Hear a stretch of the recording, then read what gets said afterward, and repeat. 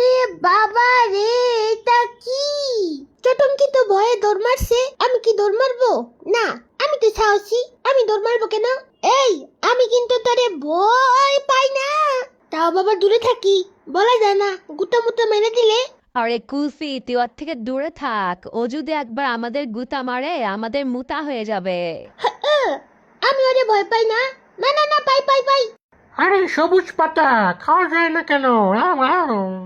আরে বলদ, ও সরি ছাগল, ওইটা বিছনার চাদরের প্রিন্ট। ও আমার সুন্দরী ভাবি, তুমি ওর সামনে যাইও না।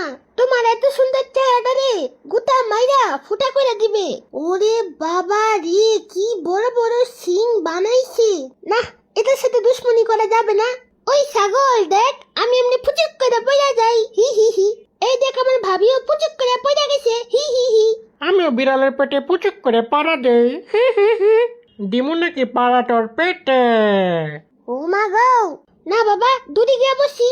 এই ছাগলের ছাগলামি ঠিক নাই, কখন কি করে আল্লাহ জানে, তাই দূরে থাকাই ভালো। আর আমার বাপে দুদিন পর পর এক একটা জিনিস উঠায় আনে ঘরের মধ্যে, কি যে করে। কুলফি, কিছুদিন পরে আমাদের ঘর আর ঘর থাকবে না, চিড়িয়াখানা হয়ে যাবে।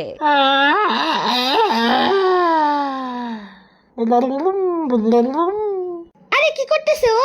ও কি হাম্মি দিতেছে নাকি কাশি দিতেছে নাকি আমারে ভেঙ্গাইতেছে, কিচ্ছু তো বুঝতেছি না। চুপ থাক, আমার জাবর কাটতে দে। কি? থাপড় মারতে দে? কিন্তু কারে? তুই কারে থাপড় মারতে চাস আমারে বল। এরে বয়রা বেটা, চুপ থাক তো। তোরে বুঝানোর সাধ্য আমার নাই। আমার থেকে বেশি ছাগল তো তুই। তোরে যাবো না কেন কোরবানি দে?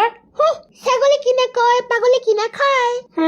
একদম ঠিক। তোর মতো ছাগলই এমন উল্টাপাল্টা কথা কয়।